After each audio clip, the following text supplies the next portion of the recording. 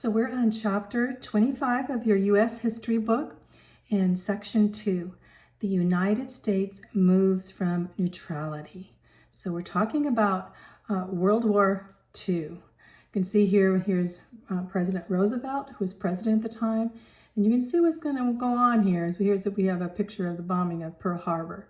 So, well, this part, section 2, is going to be talking about America's attempted neutrality. And then we're going to go on to, in the next few videos, on World War II. But America's attempt for neutrality onto America's response to European problems, the end of American neutrality, strained relationships with Japan. Oh, and remember Pearl Harbor, onto American life during World War II. So let's begin. Divided public opinion. So at this time, the average American kept informed through what? Through listening to the radio, reading newspapers, and going to the theater. When they went to the theater, they would see the newsreels at the theater on what was going on. And these would come back to America and they could see. And these kept Americans very informed of what was going on in the European, especially in the European part of the war. So the war was divided among American public opinion. Some people were interventionists, and what they wanted to do is basically join the Allied war effort. They wanted to join the war when England and France both declared war on Germany. Many of Americans wanted to join that effort. Others were isolationists and wanted to adopt a hands-off policy in world's affairs and stay out of the war and keep neutral. Charles Lindbergh was the leader of the American First Committee to keep U.S. out of the European war. And so his idea was to put America first and that we needed to stay out, so, which later on he actually would fly in the war after Pearl Harbor. But at this time, he took a stand. Here's a picture of Charles Lindbergh, America First Committee in 1940. Here's some people here picketing or parading. Hitler has not attacked us. We don't need to attack him yet. Even some people thought that Hitler was okay, or that he was actually doing good. Can you imagine that? And I think Charles Lindbergh was one of those too in the beginning, because they didn't know exactly what he was doing. And so until we found out, people kind of stood back and said, what's really going on with the Germans? So here's stamp out the Axis, people that knew. So it was very divided. And at this time, most Americans in the beginning wanted to stay out of war, of course. The Neutrality Act of 1937. So we have 1935, 1936, 1937. These were all neutrality acts that the president President Roosevelt passed to keep America out of the war. So when Italy invaded Ethiopia in 1935, Congress passed legislation to keep the United States out of the war. As we know, Ethiopia, Haile Selassie went to the League of Nations and asked for help. In the midst of all this, what is going on here? Italy invading Ethiopia? So a lot of Americans had questions. But in doing this, Congress decided they needed to pass some legislation to keep us out of the war. And so that's what happened in 1935, starting in 1935. And Congress then directed the president to place an embargo on arms shipments to the belligerents. So who are the belligerents? You think of belligerents, you think someone that's done something horrible. Well, the belligerents in that time were the nations at war. Didn't matter what side they were on, they were considered belligerents at this time. They were war nations. At that time, we know Germany and France and England and, on to Italy, all these nations were at war and that they were considered belligerents. And so they advised the American citizens not to travel on ships of these warring nations, only at their own risk. So if you wanted to go on one of these ships and you would get attacked, Americans were not going to come and help you. So The president also discouraged all transactions with any nations at war. So in 1936, Congress then made any loans to belligerents illegal. And this is really a big deal because it also was loans at this time to France and England, and the British. So finally, Congress passed the Neutrality Act of 1937. And in this act, the president adopted the cash and carry principle, which forbade trade with belligerents on American ships and limited trade with warring countries only to goods paid for in cash and cash and carry, they called it, from American ports in foreign vessels. So the big thing at this time was the cash and carry. So you could give cash, you could carry your cash, you could give it to them, you could pay for anything you wanted in cash, calling the cash and carry. Basically in the warring nations, this is the way you could pay for goods there, for helping them by cash at this point. So anyway, so here we have a picture of FDR. We have the cash and carry principle. All nations must pay purchases and ship the goods on their own vessels, and basically paying cash for that, so not loans, I guess. So in the Neutrality Acts here was basically, here we have hear no evil, see no evil, speak no evil, no arms to belligerents. This was kind of what the Neutrality Acts were in the beginning of the war. Roosevelt's policy: no foreign entanglements. So he wanted to trying his hardest to stay out of the war. So Roosevelt made it clear that the United States could not remain indifferent to European developments because it affected American interests. So he knew that American interests were being affected. So he knew we couldn't be indifferent to it, but to stay away from just fully bringing himself into war and at this time and sending troops is what he was talking about. So following the Japanese invasion of China in July of 1937, the Secretary of State, who was Cordell Hull, sent a forceful note to every foreign office in the world, saying, what are you doing? We want to promote peace. And this is what he wrote. He said, we advocate the abstinence by all nations from the use of force in pursuit of policy and from interference in the internal affairs of other nations.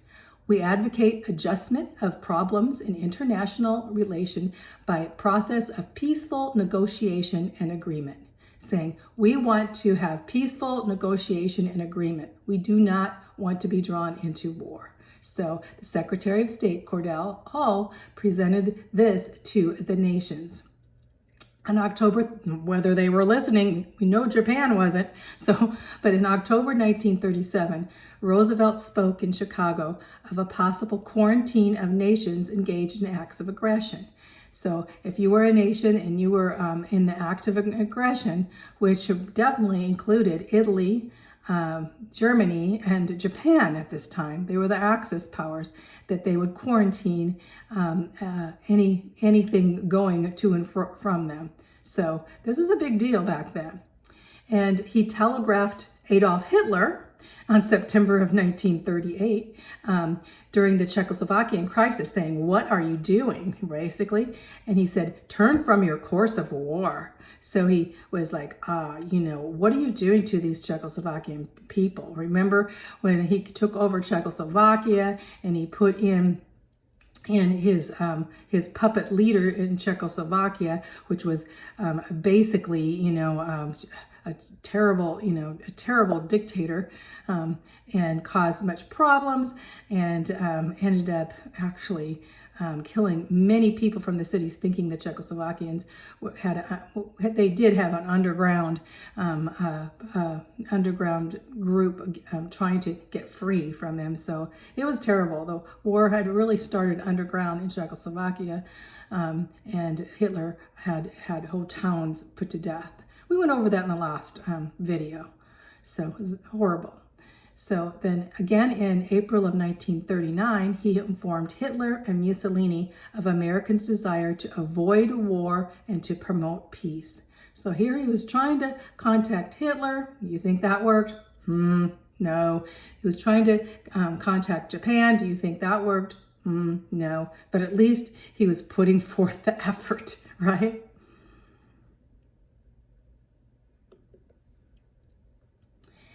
Peace efforts. So FDR made attempts to promote peace, as we see. When Britain and France declared war on Germany on September 1939, they did, he took swift action, expressing the hope for the United States to stay neutral. Now we know we had lots of ties with Britain and France, and now they were in war. So he made efforts to say, okay, we're going to stay neutral. So the American citizens were forbidden to travel on ships of belligerents. That means including France and England at this time, at their own risk. So they travel at their own risk. And all shipments of war materials were directly or indirectly were prohibited at first, just at first. And the Panama Canal, which we had control of, was passed under direct Army control. So a limited national emergency was declared. Right? We said, oh, the nation we're under emergency situations. We don't know what's going to happen next, is basically what they were saying. The war is looking to try to bring America into it, right? So, when you think of this war, it's so occultish. It's so demonic. You'll see further. We know the demonic influence of Hitler for sure. So things that were going on at that time. And I have to say, it also was a preparation for our time in the forming of Israel after the war. But we'll go on to that later. Here's a picture, basically, of FDR, the president there, Roosevelt. And he's saying there is neither war, no rumor of war, nor desire for war, he's saying at this time. And so he's trying to keep everything calm, but the rest of the world, here's the rub. Hitler. The German Sitzkrieg.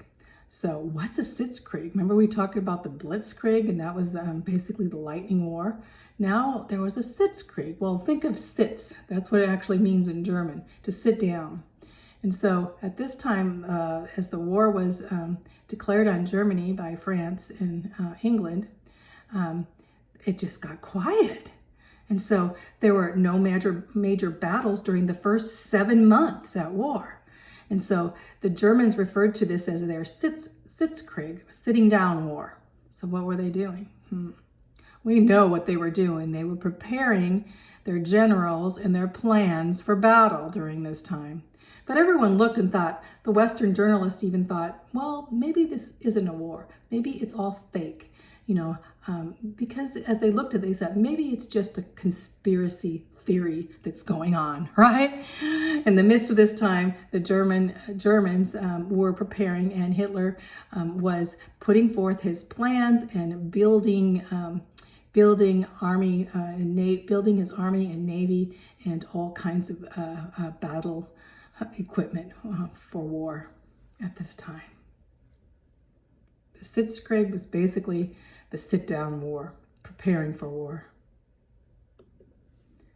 Suddenly, in Scandinavia, Norway, and Denmark, especially, here's a picture of Scandinavia. Actually, this is all Scandinavia. We have Sweden and Finland here, and Finland will be basically taken over at that time by Hitler. But we have later on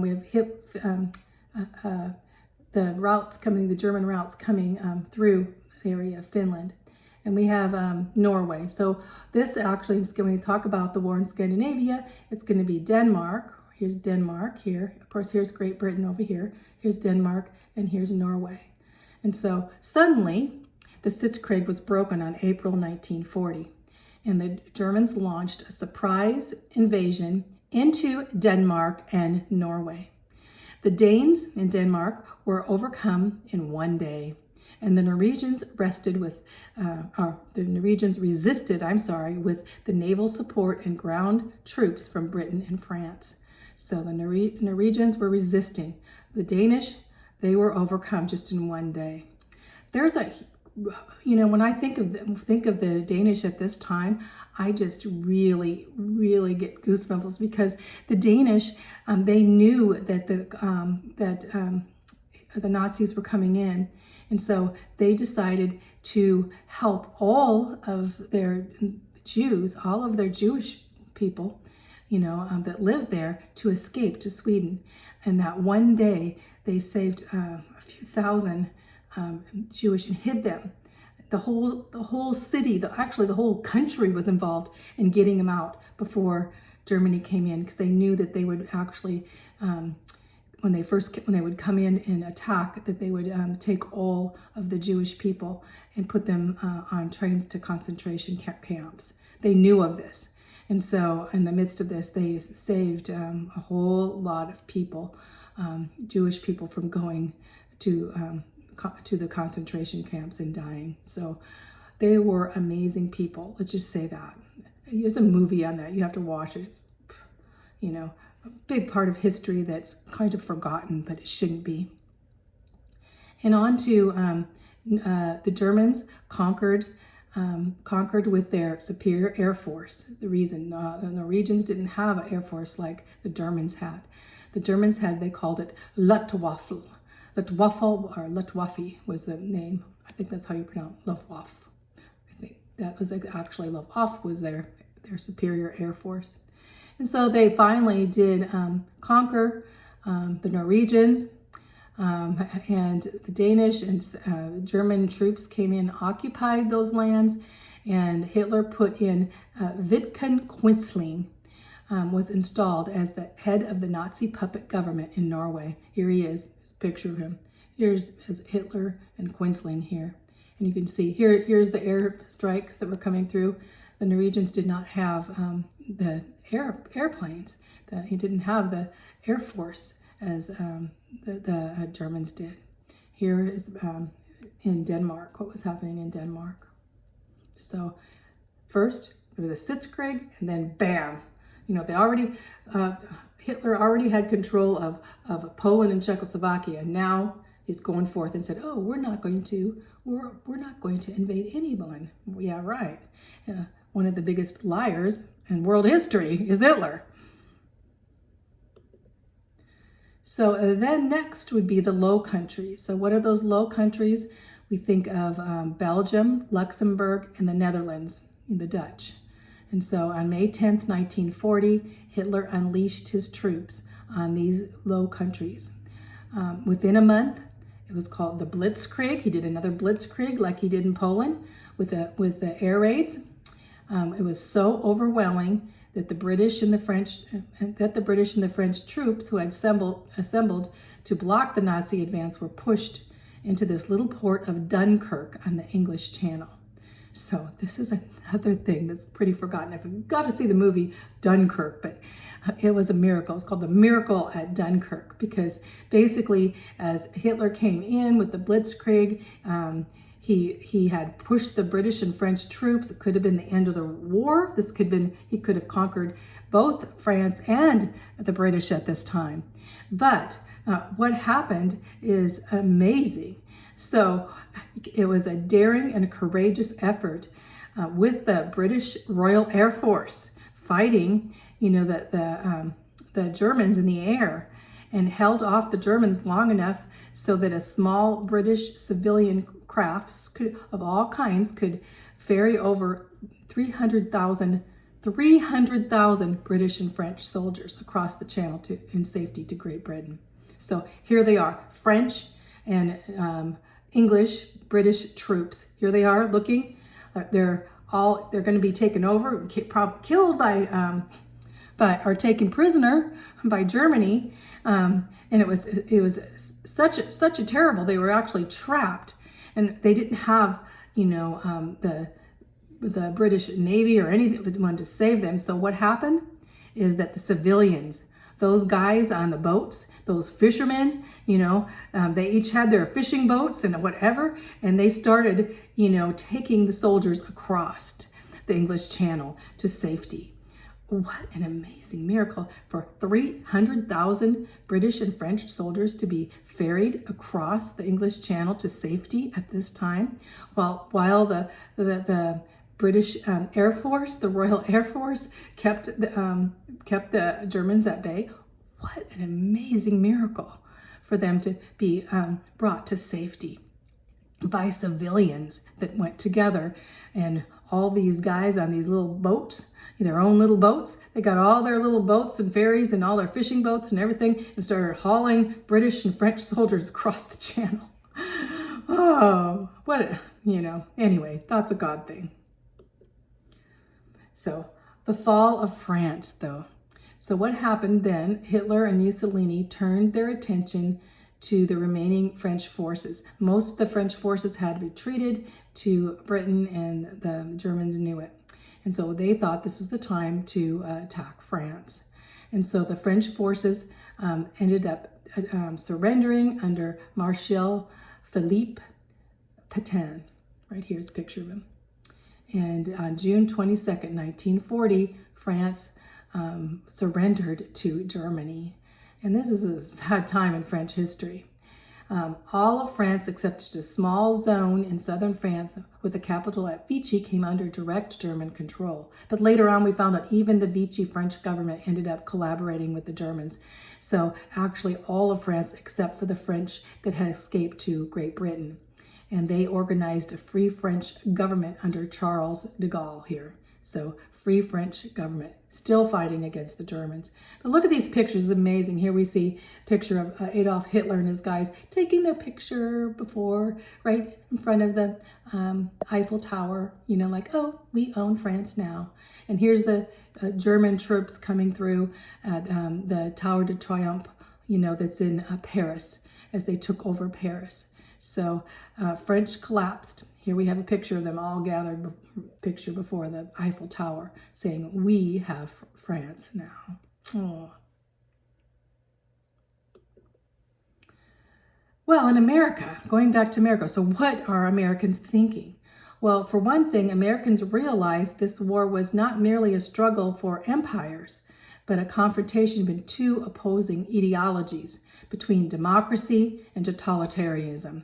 So they knew right then, okay, we have dictators, totalitarianism. That totalitarian means totalness. They're taking over, dictators taking over Europe now. And they're taking over, there will not be any democracy there. And so a lot of Americans knew, okay, we're on the verge, of a new world order, kind of the one that the Bible says in the end times, right? And so the Nazis were proving in the conquered lands that they intended to establish a new world order with Germans as the master race. Isn't that something? The Jews would be eliminated, and other people of the earth would serve their Nazi masters.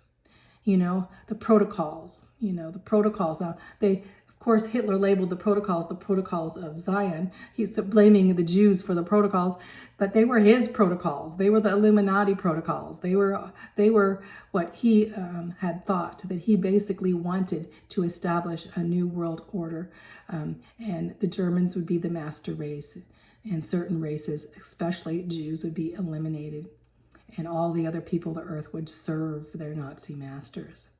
Yes.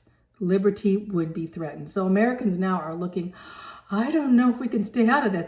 We're going to end up in this. And they, of course, became fearful, especially after Germany conquered France.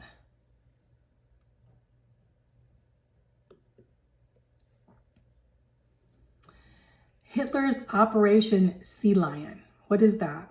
And Winston Churchill. Winston Churchill will become the new prime minister.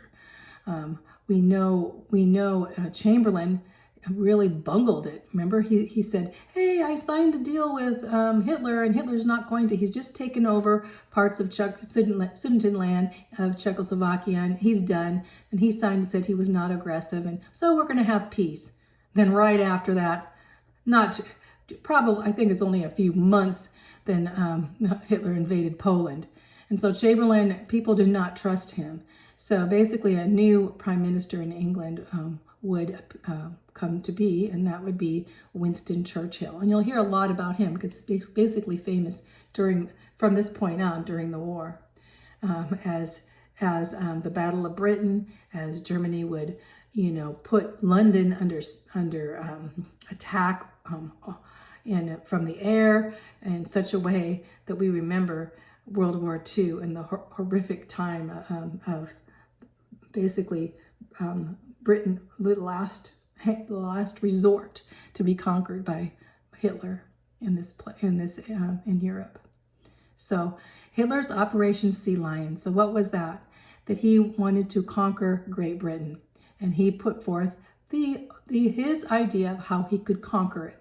So Luftwaffe would be the Luftwaffe, I think how you pronounce. Maybe I pronounced it wrong, but could be would be the destruction of the RAF, which is the Royal Air Force. And so the Germans would come in and decide to attack them from the air. And this would demoralize the British. And in a way, he could demoralize the British. Then a German task force would then come in and invade, forcing them to surrender. So first, basically, his plan was to attack them from the air, demoralize the British. Okay, during this time, too, the British had a secret weapon. It was called radar. And it was actually a Jewish scientist that actually gave them the scientific knowledge of radar. And so that helped the Royal Air Force in finding out exactly where these German planes were. So they knew. And so they had, Germany would have a tough time defeating the Royal Air Force indeed. So Hitler misjudged, and he misjudged the resolve of the British. The British would not surrender. So after Norway fell, Neville Chamberlain resigned and Winston Churchill became Britain's prime minister. As I said before, here's a picture of Churchill up here. Here's another picture of Churchill.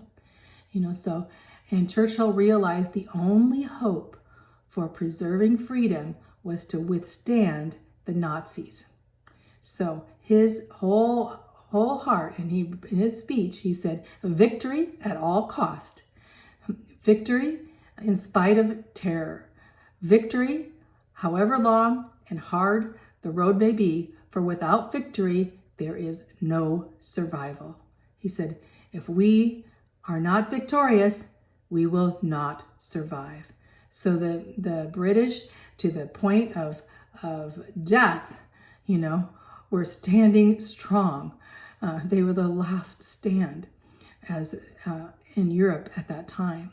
So in dire need of America to help, if possible. So we have Operation Sea Lion. We have Hitler and Churchill picture. Here's the operation. He was going to invade the German Air Force was going to invade, and then the Germans would come in and pick up the spoils. The Battle of Britain then began. On September 1940, Hitler ordered the Blitz, following his defeat of the Battle of Britain. So, basically, the Battle of Britain would happen, and then the British would withhold, stand firm, and still be there. And like I said, for some reason, those planes were being destroyed, and we know it was due to the British secret weapon of radar. Although the Luftwaffe inflicted heavy damage on Britain in 3 months of bombing, the RAF was able to ward off the attackers. So, and Hitler was forced to call off the invasion. So here we have a picture of the Battle of Britain, and we have a picture of the British planes and the British Air Force withholding the whole German Air Force that had conquered other nations. This small Air Force of RAF became heroes at this time. Heroes of World War II, indeed. So Roosevelt now takes steps for defense. So let's stop there, and we're going on to the next video that talks about what the United States is going to do now.